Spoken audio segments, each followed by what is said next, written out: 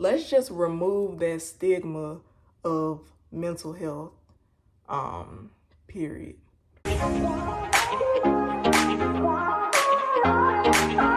Hey y'all, welcome back to my channel. If you're new here, please subscribe. If you are not new here, welcome back. Today, I wanted to do a little video on a mental health topic. It is Mental Health Awareness Month, and I am very proactive, and I'm an advocate when it comes to mental health because I deal with anxiety and depression myself, as I spoke about in another video. If you haven't seen that video, I'll put the link right here for you to watch it, or the link will be in my bio so you can watch it later. But I did want to just talk a little bit about what mental health is, what it means to me, and what it means for a lot of other people. Some people don't know what mental health awareness is, and I just found out about, like, May is Mental Health Awareness Month. It's starting to get a lot more recognition within the world, and I've been seeing it on the news. They've been talking about Mental Health Awareness Month, and they got the green because that's the color. Green is for, you know, awareness and all that. So I just wanted to do my part to spread a little more awareness for people who don't know about it. This is not going to be the only part of this video. I'm gonna make other parts during the entire month and just share things that I learn in therapy, because I go to therapy every week. Share things that I've been struggling with myself, which I already have in that video I mentioned to y'all. But this is just like a little more in-depth of like what depression and anxiety actually is. So let's get right into the video. This is my laptop because I had to take notes and I'm using my phone to record, so I don't want to, like, you know, miss anything or forget anything. So for people who don't know, Mental Health Awareness Month is the month that acknowledges a person's general sense of emotional, psychological, and cognitive well-being. Everyone has mental health every day, but it's often ignored unless something is going seriously wrong. The best way to prevent that is to pay attention to your mental health even when you are feeling okay or good. Mental health is just like health for your mind. I know that sounds so, y'all probably like, duh, but like what I'm saying is, as well as, you know, we take care of our physical health, like y'all, some people might exercise daily or you eat healthy or whatever, we also have to take care of our mental health.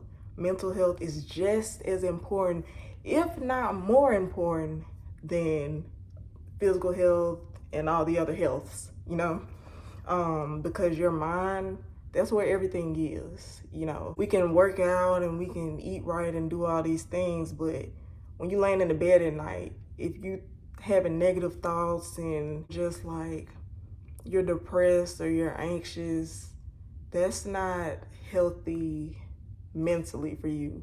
And in the long run, if you keep letting that go without getting help, or, you know, recognizing that you need to put something in place to stop the decline of your mental health, that can turn into something way worse. So try to recognize the signs of, like, when you think your mental health is declining. Just because you think everything is going okay, or you haven't had a negative thought this day or for a few days or whatever, still take care of your mental health. Make your mental health a priority always. These are just some signs and symptoms that I wanted to list out to let you know, to let you guys know, like, how do I know if my mental health is declining?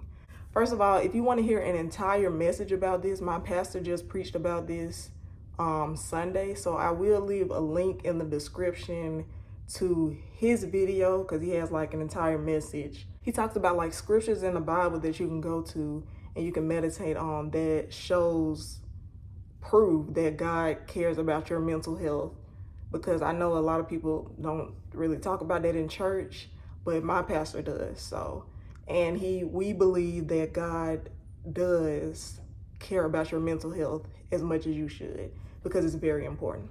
Okay, so here are some signs and symptoms that your mental health might not be doing too good, and you might need to reach out for some help if you are experiencing these symptoms. Like I said in my other video, one second, it's hot. Whew. I have been dealing with depression and anxiety more than half of my life. I went through some trauma and some abuse when I was younger, and then I had a death in my family, which just made it skyrocket. So I'm very familiar with depression and anxiety, and I know when depression is coming or when it's like getting worse for me. And so here are some of the symptoms and signs that you may be, if you have never experienced depression, you may be about to experience some depression, or if you do deal with depression, it may be about to get worse. So here are some signs of that. I have dealt with all of these that I'm about to name. Sleep or appetite changes. So like if you normally eat like breakfast, lunch, and dinner, and then you start noticing that like you haven't sleep for dinner, like you skipping dinner, but you might eat breakfast and lunch, and then you might not even eat all that, that could be a sign that you're depressed. I know for me, when I get super depressed, I won't eat. My family has to force me to eat when I get super depressed. So that's one sign for me. And then sleep changes. When I get depressed, I don't know what that is. When I get depressed, I sleep a lot. I sleep all day, every day, no matter how much I sleep at night. When I wake up, I'm still tired when I'm going through like a stage of depression. When I wake up, I'ma still be tired. If I take 2-3 naps during the day, I'ma still be tired. I actually, last September, I fell asleep driving my car, and I had a car accident, and I totaled out the car. It wasn't my car, it's my stepdad's car. Sorry. Nah, he said he didn't even care. It was all good. My family, they were just concerned about my safety. They did not care about that car at all, and they never brought it up again. I'm just playing, but no, seriously, I did crash the car. I fell asleep while I was driving. I was trying to make it home because I knew I was falling asleep. I was like, if I can just make it home. I was down the street, and yeah, I don't even remember. I just fell asleep. I woke up. I was in the median, I guess, whatever that is, in the middle of the road. I was in that, and the car was like this. And yeah, I just woke up crying and screaming. I was so confused. But that was a big sign for me. I was like, yeah, you got too low. You depressed. Like, so yeah, sleep and appetite changes. That's a couple of signs of depression.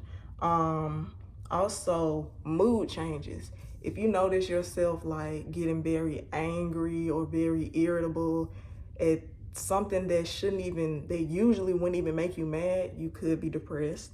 Rapid or dramatic shifts in emotions or depressed feelings, greater irritability. Yeah, that's what I just said. Withdrawal and social withdrawal.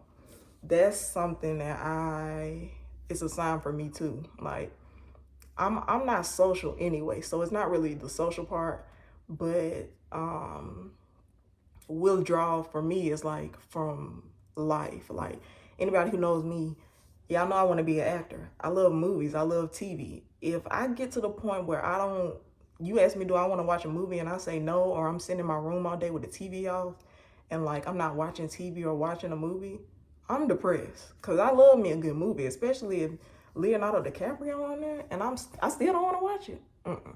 That's depression. Loss of interest in activities. I like to paint. I like to color. When I'm depressed, I'm not doing it. I'm not looking for a coloring book. I'm not looking to paint. I won't do anything. I will literally just sleep all day in a dark room with no TV on and not eat until my mama forced me to eat.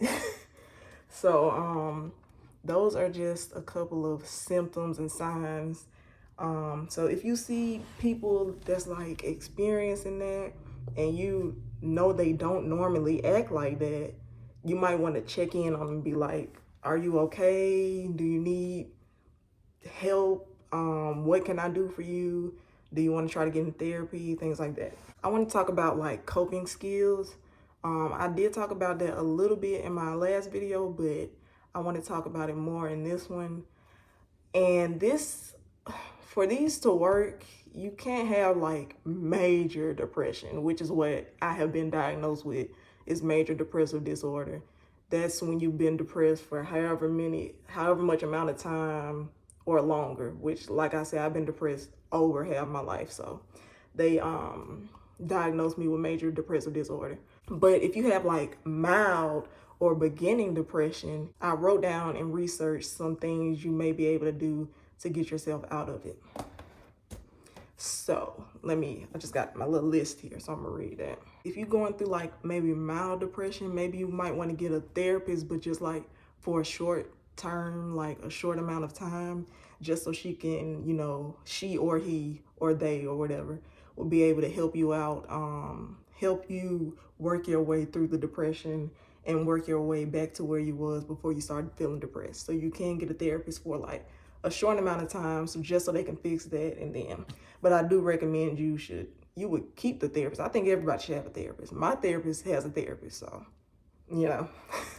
but you can have a therapist. You can talk to somebody you trust, like a trusted friend or a family member, about your situation. Maybe that'll help just getting it out of your mind, just like getting the situation off your chest. Maybe if it is a situation that's making you depressed, sometimes you just have a chemical imbalance in your brain, and talking about it's not going to help. You might need medicine.